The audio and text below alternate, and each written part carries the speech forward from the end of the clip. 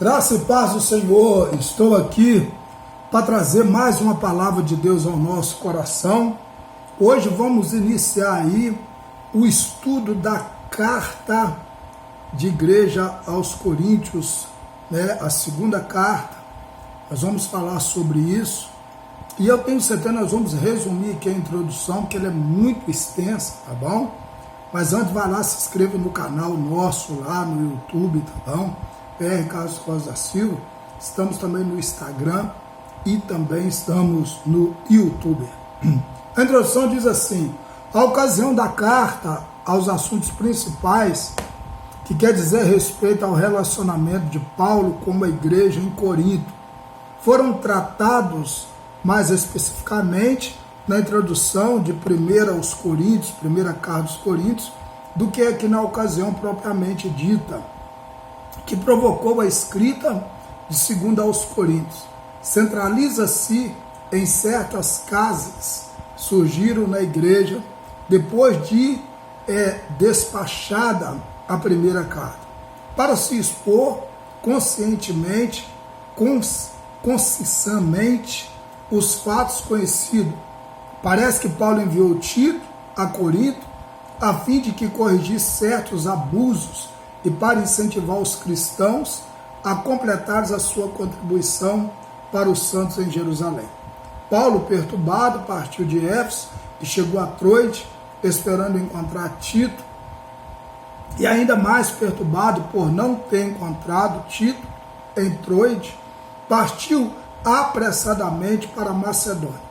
E ali, tendo acabado de chegar de Corinto, Tito encontrou-se com Paulo, trazendo notícias encorajadoras, mas as coisas da igreja em Corinto não estavam como deveria estar. E as notícias encorajadoras foram quase dissipadas pelos fatos de argoeiros, prenúncios de tempestades estáveis em acumulando no horizonte da vida da igreja em Corinto.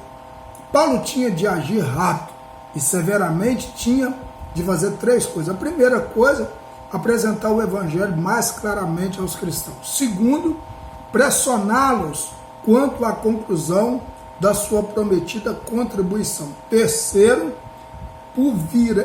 pulverizar toda a oposição contra o ministério e a autoridade apostólica como defesa e sem paralelo.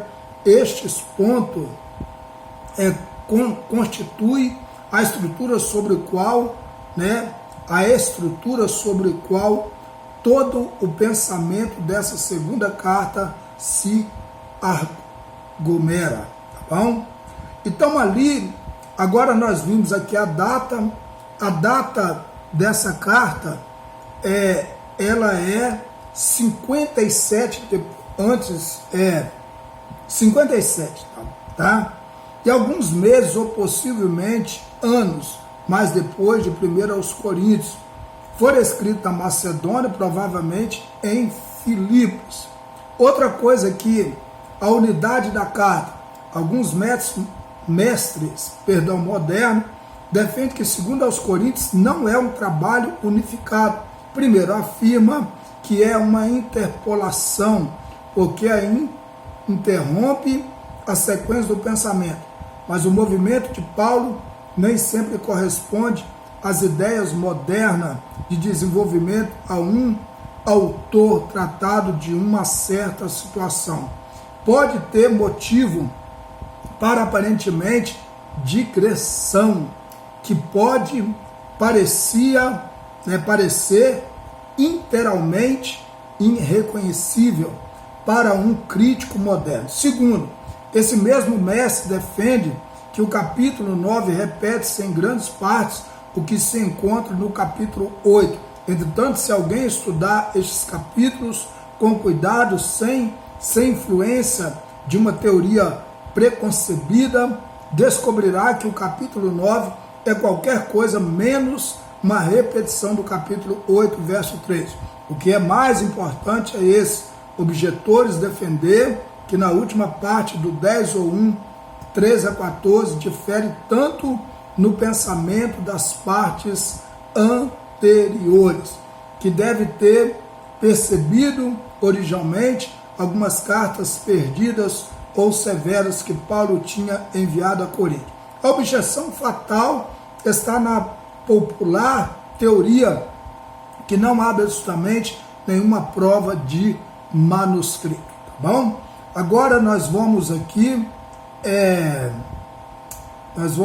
agora para a gente ganhar tempo.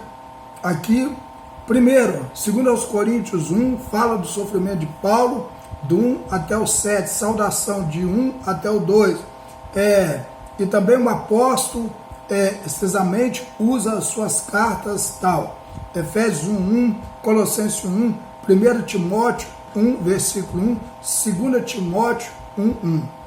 E petoniza também o encargo à missão de Paulo, Gálatas 1, santos em descrição paralela à fraternidade cristã, Romanos 1:7, 1 Coríntios 1:12, Efésios 1:1 e Filipenses 1:1. Colossenses também 1, versículo 1. O termo é sempre remanescentes da mudança radical que aconteceu, tá bom? Então aqui é um resumo aqui da introdução da carta de Paulo aos 2 Coríntios. Nós vamos estar orando e amanhã nós vamos começar no capítulo 1 aqui, tá bom? Vamos orar? Pai, muito obrigado por tudo, continua conosco, trabalhando a nossa vida e que nós possamos estar sempre diante do Senhor. Em nome de Jesus, amém, amém, amém. Deus abençoe sua vida, querendo bom Deus, estaremos de volta amanhã, iniciando o capítulo 1 de Coríntios. Deus abençoe, até lá, em nome de Jesus.